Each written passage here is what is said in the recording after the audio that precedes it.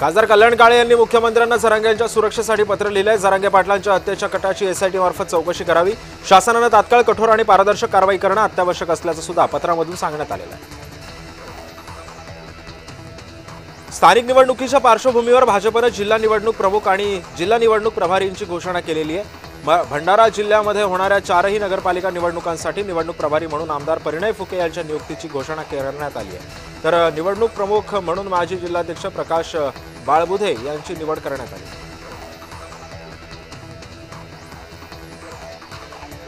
शिरूर तालुक्यातील पिंपरखेड येथील घटनेनंतर आता रांजणगाव शेत शिवारामध्ये बिबट्याचा वावर वाढल्याची नोंद झाली आहे। या घडामोडीमुळे आता परिसरातील नागरिकांमध्ये आणि शेतकऱ्यांमध्ये प्रचंड चिंता आणि भीतीचं वातावरण निर्माण झालं। या संदर्भामध्ये विभागाच्या पथकांनी परिसरामध्ये गस्त वाढवली असून नागरिकांना सतर्क राहण्याचं आवाहन केलं आहे।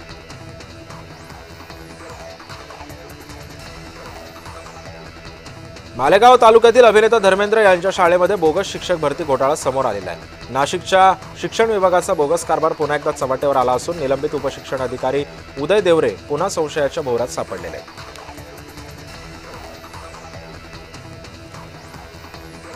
छत्रपती संभाजीनगरमध्ये सुरू असलेल्या बेकायदा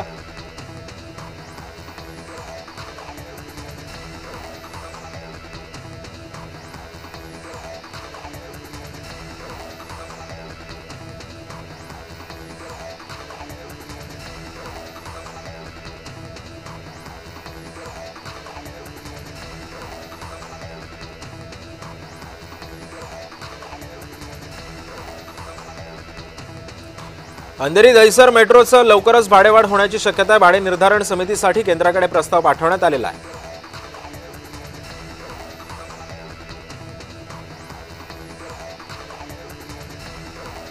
येवला तालुक्यामध्ये पावसामुळे शेतकऱ्यांच्या गहू पिकावर मोठं संकट कोसळलं। यावेळी पावसामुळे गहू पिकाचा दर्जा घसरलाय।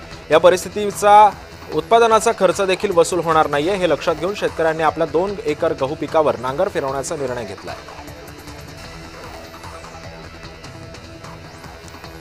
शिरूर तालुक्यातील पिंपरखेड गावातील 13 वर्षीय रोहन या मुलाचा बिबट्याच्या हल्ल्यामध्ये दुर्दैवी मृत्यू झाला होता। या घटनेनंतर उपमुख्यमंत्री एकनाथ शिंदे यांनी पिंपरखेड इथं भेट देत रोहनच्या कुटुंबियांना प्रत्यक्ष भेटून सांत्वन व्यक्त केलं आहे।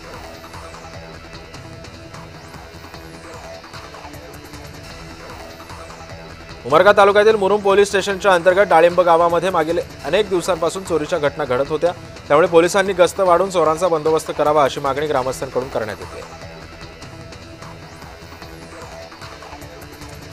छत्रपती संभाजीनगरमध्ये सुरू असलेल्या बेकायदा कॉल सेंटरवर सुद्धा काही दिवसांपूर्वी पोलिसांनी मोठी कारवाई केली आहे। या सेंटरमधून परदेशातील नागरिकांना आमिष दाखवून फसवणूक केल्याचं उघड झालंय।